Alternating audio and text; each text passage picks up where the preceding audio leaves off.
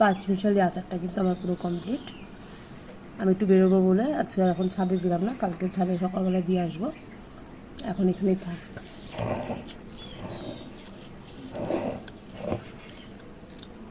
কালো সর্ষে আর সাদা সর্ষেটা একসাথে আমি শুকনো গুঁড়ো করে নেব।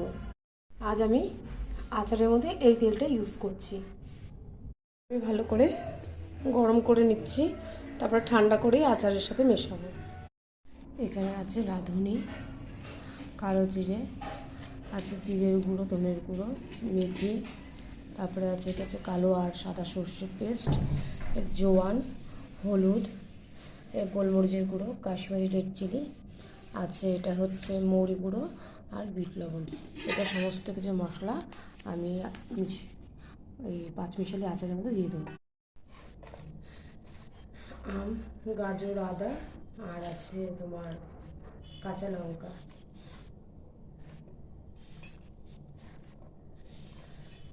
বলছি কী কী আছে, লেবু, এই যে লেবু। এবার আমি এই সব মশলাগুলো একসাথে দিয়ে মিশিয়ে নেব।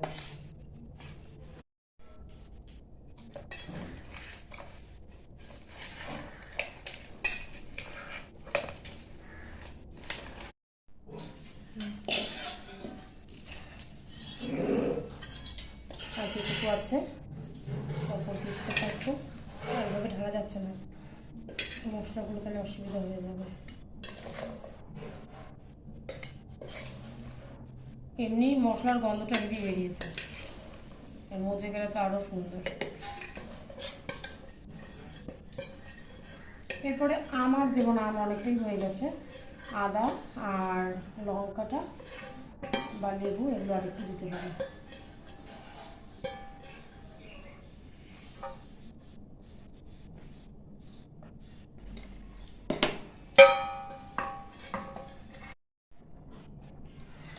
আর একটু পরিমাণে আমি সর্ষে পেস্ট, দেখো কতটা নেমে গেছে, রোদে দিলে মজে আর একটু নেমে যাবে।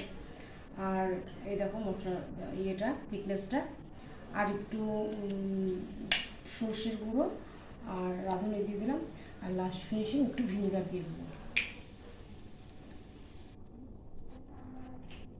তাহলে জিনিসটা ভিনিগারে জিনিস নষ্ট হওয়ার চান্স থাকে না। মিশিয়ে দিলাম।